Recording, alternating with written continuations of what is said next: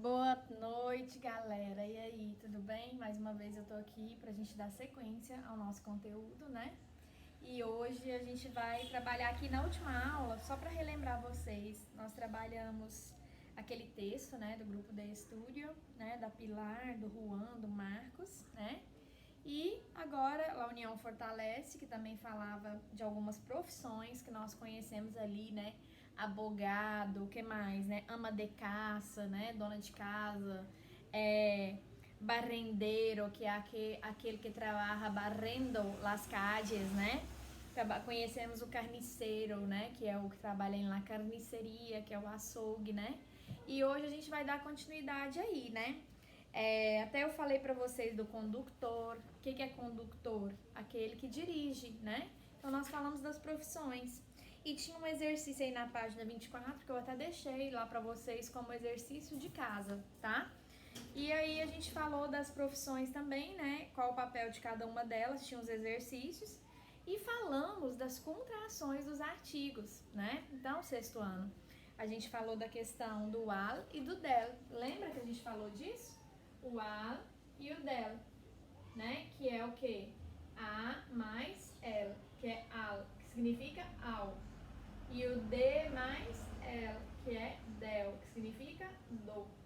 Então a gente falou, até eu falei pra vocês que o enel, por exemplo, en la, esses aí nenhum são contrações. No espanhol a gente só considera esses dois mesmo como contrações, tá bom? E aí agora a gente vai falar de uma parte muito legal, que é sobre encontros vocálicos e partição silábica. Encontros vocálicos e partição silábica. O que é isso? Quem nunca ouviu falar da divisão silábica que a gente faz lá, né? Das sílabas, né? Aí a gente vai falar desses encontros vocálicos, que o próprio nome já fala, que são encontros de vogais, né? E a divisão das sílabas, né? Então, a gente sabe que a gente tem o quê? Vogais consideradas vogais fortes e vogais consideradas vogais fracas. Então, vamos lá. A, por exemplo, né? E, I, O, U, né? A gente tem A, I, E e O como vogais fortes, né? E a gente tem a I e U como vogais débiles, ou também consideradas fracas. Só que quando o I e o U é acentuada, elas passam a ser fortes, tá bom?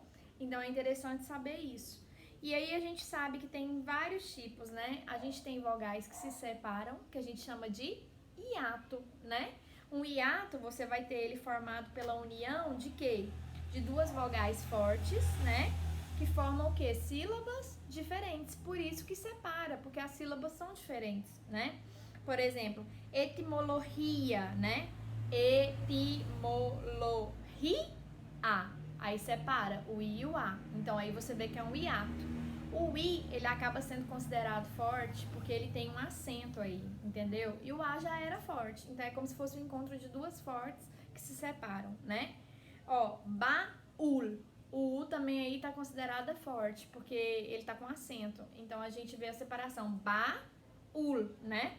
E troféu, né? Troféu. O E e o O, que são duas fortes, que se separam também. Para esse nome de vogais, de encontros vocálicos que se separam, a gente dá o nome de hiato. Você vê isso no português, é a mesma coisa, né? E aí a gente vai ter aquelas vogais que não se separam. Aí a gente vai ter o ditongo e vai ter o tritongo, né? O ditongo, ele é a união... Ó, vocês lembram, eu falei que o hiato é a união de duas vogais fortes. E eu até falei que o I e o U se transformaram em fortes por causa do acento. Mas as fortes mesmo são A, E e O, tá? O I e o U são fracas. Só quando forem acentuadas vão ser consideradas fortes. O hiato sempre vai ser o encontro de duas fortes. Agora, se a gente for falar do ditongo, aí sim você pode ter o encontro de uma forte com uma fraca ou de uma fraca com uma forte. E elas o quê? Elas não se separam, né? Diferente do hiato que se separava. Então vamos ver. O ditongo, então, ele já vai ser o quê? O outro era em sílabas diferentes, o hiato. O ditongo é na mesma sílaba, né? E elas podem ser duas fracas, duas débiles, dos débiles que a gente fala. Pode ser uma fuerte e uma débil, que é uma forte e uma fraca, né? E podem ser uma débil e uma fuerte, que é uma fraca e uma forte. Tudo bem? E aí eu coloquei até alguns exemplos aqui que estão no seu livro aí. Olha a água. Água, né? O U e o A não separa. É uma fraca com uma forte. Outra, cielo, né? Cielo, não separa também. O I e o E, uma fraca e uma forte. A outra, despacio. O I e o O também não separam, é uma fraca e uma forte, né? A outra, ciudad, né? Sil, tá junto, não separa. É o I e o U, uma fraca e uma forte. Então, quando a gente tiver uma fraca e uma forte e uma fraca, que for em sílabas que não se separam, a gente vai ter o que a gente chama de diptongo, tá bom? E aí a gente vai ter também o triptongo, já são 3, né, vogais juntas, né? E elas são em uma só sílaba, também não se separam, né? E a gente tem a vogal do meio do tritongo, ela sempre vai ser o quê? Ela sempre é forte e as outras duas podem ser fracas, tá? Mas a do meio, en el tritongo, sempre é forte, tudo bem? E as demais são o quê? Débiles, que são fracas, né? Aí a gente tem os exemplos. Uruguai, né? Uruguai, ó, U-A-Y, né? A outra, Paraguai, tudo junto, né? A outra, evaluais, U-A-I, né? Que tem aí as 3, que por isso é triptongo, tudo bem? Então a gente tem aí, né?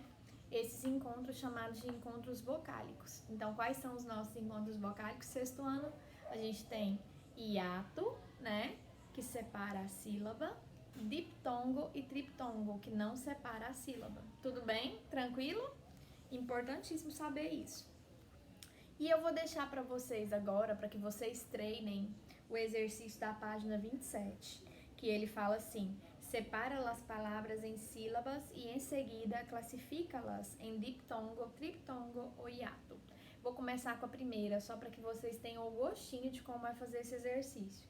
Ó, erroe, erroe, separado, tá vendo? Então nós temos aí um hiato, porque a gente tem duas vogais fortes. Erro, ó o O, né? E. Então é duas fortes. Então a gente tem aí, e elas fazem o que? Elas se separam, né? Então a gente tem o hiato, tudo bem? E os outros é com vocês aí, tá bom? Eu quero que vocês treinem fazendo a divisão, tá? E vendo se a vogal ela é forte ou ela é fraca, combinado? Então eu vou deixar isso aí com vocês, tudo bem? Então tá, então vamos dar continuidade aqui. Agora a gente vai pro texto 2, que ele fala um regalo para Pilar. Que é um regalo? É um presente que a gente ganha de cumple, por exemplo, de aniversário, né? Que a gente fala cumpleaños, né? Então aqui, lê o diálogo e depois contesta as perguntas. Então é o texto 2, né? A gente tem aí um regalo para Pilar. Eu vou ler ele primeiro em espanhol para que vocês vejam como é a pronúncia e depois vou fazer a tradução com vocês, combinado? Então vamos lá. Juan, não te entendo. ¿Vas a entrar en una tienda de tías? Marcos, exactamente. Vamos a entrar en esta tienda femenina. No sé si te acuerdas, pero mañana es el cumpleaños de Pilar, así que tenemos que comprarle algo. Juan, es verdad, me había olvidado. ¿Qué regalo has pensado en darle? Marcos, pienso en comprarle unos pendientes de esta tienda, pero tengo dudas. No sé qué colores le gustan, ¿né? ¿Qué colores le gustan? Juan, creo que sus colores preferidos son el rojo y el amarillo. Marcos, pues le voy a dar un par de pendientes rojos y una diadema amarilla. Juan, yo no pienso comprarle regalos, pienso organizarle unas fiestas sorpresa. ¿Qué opinas? Marcos, creo que es una idea fenomenal.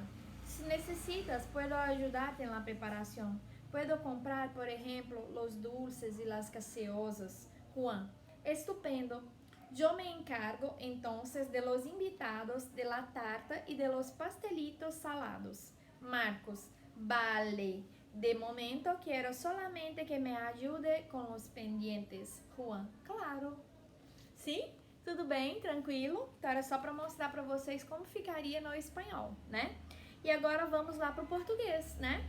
Um presente para Pilar. Juan, não te entendo. Você vai entrar em um comércio de tias? Marcos, exatamente. Vamos entrar nesse comércio feminino. Não sei se você se lembra. Olha a palavra acuerdas, é de lembrar. Mas, o pero significa mas ou porém. Mas amanhã é o aniversário de Pilar. Assim, temos que lhe comprar alguma coisa, né? Algo. Juan, é verdade, eu me havia esquecido. Que presente você tem pensado em lhe dar? Penso em lhe comprar uns pendentes. O que é pendientes? Uns brincos, né? Umas joias, uns colares. Pendiente pode ser várias coisas, né? Pensa em comprar um par de pendentes. O que é rojo? Não é roxo. Se você pensou que era roxo, como essa blusa minha aqui, né? Que é um lilás, um roxo, você se enganou. Porque rojo é uma palavra que ela é considerada um falso amigo. Ela parece roxo, mas não é. Ela é o quê? Vermelho, né? Então ele quer comprar um par de pendentes, pode ser um brinco, um colar vermelho e uma diadema que é de poner em la cabeça, né? Para segurar el pelo, que é o que cor? Amarela, né? Uma diadema. Juan, eu penso em lhe comprar presentes, penso em lhe organizar uma festa surpresa. O que você opina? O Marcos, acredito que é uma ideia fenomenal. Se você precisar, eu posso te ajudar na preparação. Posso comprar, por exemplo, os doces, os refrigerantes. Olha aí, gente, gaseosa é refrigerante, né? E aí tem Juan, estupendo, maravilhoso, né? Ele falando. Eu me encarrego, então, dos convidados. Olha aí a palavra invitados. Significa o quê? Convidados. Da torta e dos pastelitos salados. O que é isso? É dos bolos, né? Pastel, em espanhol, é bolo. Ou é uma torta também. Salado é o quê? Salgado, né? Aí ele fala, Marcos, vale, né? Como se fosse assim, muito obrigada, né? Nesse momento, eu quero somente que você me ajuda com os pendientes, que é o quê? Com os brincos, os colares, pendentes mesmo, né? Aí o Juan fala, claro, tudo bem? Então, era só pra gente fazer um pouquinho da leitura, né? Eu só venho aqui pra eu olhar o tempo aqui, porque às vezes fica claro na tela do meu iPad, que tô gravando aqui, né? Então, a gente tem aqui a interpretação de texto, né? O que motivou o Marcos a entrar em um comércio feminino? Gente, tá claro, né? Foi comprar um presente para quem? Para Pilar, né? Eles queriam comprar um presente, então eles entraram nesta tienda, né? Feminina, tienda de las tías, né? Que hará Juan para el cumpleaños de Pilar? O que fará Juan para o aniversário de Pilar? Ele vai organizar o quê? Vai organizar uma fiesta surpresa e também dar-lhe o quê? Pendientes rojo com amarillo, né? Que são as cores. Então ele vai organizar uma festa surpresa e vai dar o quê? Um brinco, um colar, que é um pendente mesmo, né? Vermelho ou amarelo. Marcos e Juan sabiam os colores preferidos de Pilar? Sabiam. Tanto que eles falaram no texto, né? Eles falaram que era vermelho e amarelo, né? Se a resposta é afirmativa, se a resposta é afirmativa, quais são, olha aqui perguntando, os colores predilectos de la chica, da garota? Quais são as cores prediletas da garota? Gente, rojo e amarillo, que são o quê? Vermelho e amarelo. Tudo bem?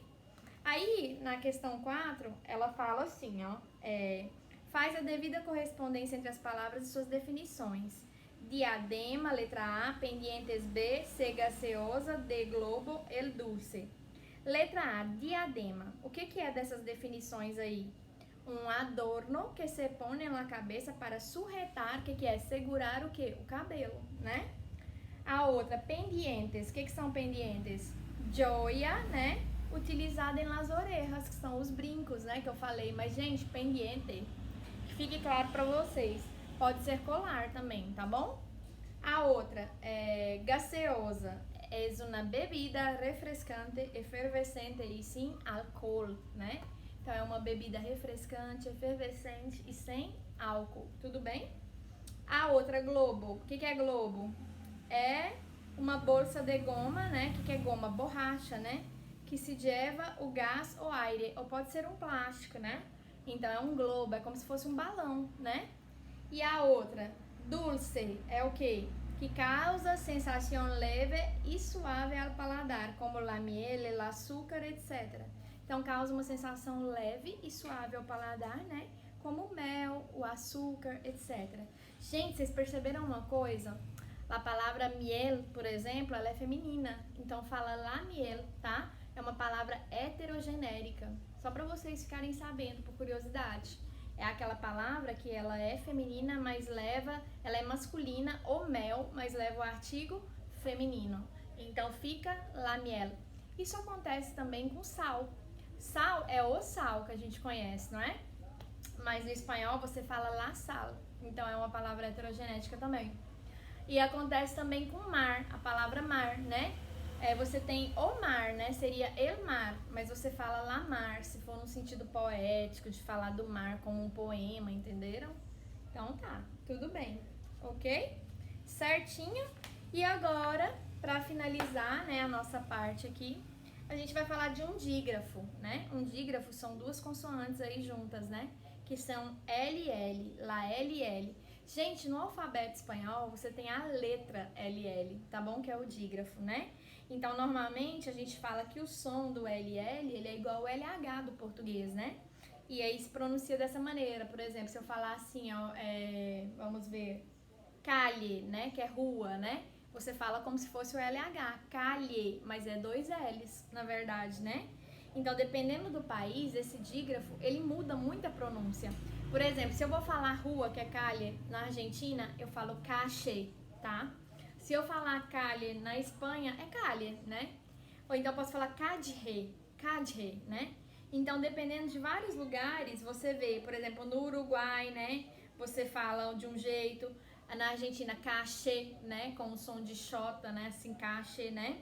Então, significa que a gente, se escutar a palavra, por exemplo, paella, a gente pode falar paecha, ou paella, ou paella, entendeu? Então, tem várias formas, né? Paecha, paella, paella, paella, entendeu? Então, o importante é quando você for escolher falar espanhol, hablar espanhol, você escolher o que você mais gosta. Por exemplo, eu, professora Vanessa, eu adoro falar como calle, né? Eu sou muito meu pezinho na Espanha. Então, assim, todos os meus dialetos, né, eles são falados assim, né? Então, todas as vezes que eu for pronunciar, eu vou puxar um pouquinho para a questão da Espanha, tá, sexto ano? Mas aí cabe a você escolher a sua variação, como que você quer pronunciar cada palavra. Tranquilo? Gente, então, o nosso capítulo, a nossa lição 3, ela se encerra hoje, né? Então, a gente viu várias coisas aqui nessa lição 3, né? Nós trabalhamos a questão das profissões, né? Nós trabalhamos a questão das contrações dos artigos que está aqui na pissarra, né? Nós trabalhamos hoje qual questão? Dos encontros vocálicos, né? E da repartição das sílabas, né? Quando você faz a divisão silábica aí, né? Quem nunca, né, fez essas divisões? Eu deixo aí os exercícios para vocês vão adorar fazer. Eu gosto muito de fazer. E a gente trabalhou a interpretação de texto, que eu interpretei com vocês. Eu tô aqui com o nosso material, né? Agora eu tô com a apostila. Adorei estar com a apostila, porque fica mais fácil para trabalhar, né? Eu aqui e vocês aí com a de vocês, né? E aí nós aprendemos um pouquinho da fonética, né? Que era a questão do LL, tá bom? Então, ficamos por aqui hoje, né? Espero que vocês tenham gostado da aula, tá? A gente encerra a lição 3 e agora a gente vai partir para a lição 4, né?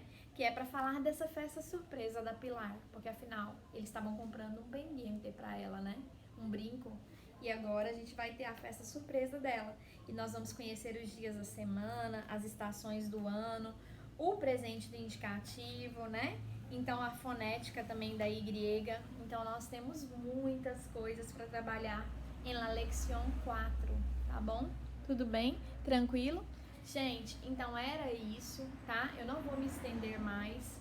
Geralmente a gente grava uns 25 minutos. Mas hoje, como o nosso assunto já está encerrado, não tem por que eu me estender. Vocês façam os exercícios e depois eu vou corrigir com vocês caso tenham alguma dúvida, tá bom? Façam a parte de vocês, estudem muito e contem comigo. O que vocês precisarem, eu estou aqui, tá bom? Para esclarecer qualquer dúvida que vocês tiverem, tá bom? Foi muito bom estar com vocês, foi muito bom ser recebida aí na casa de vocês, certo?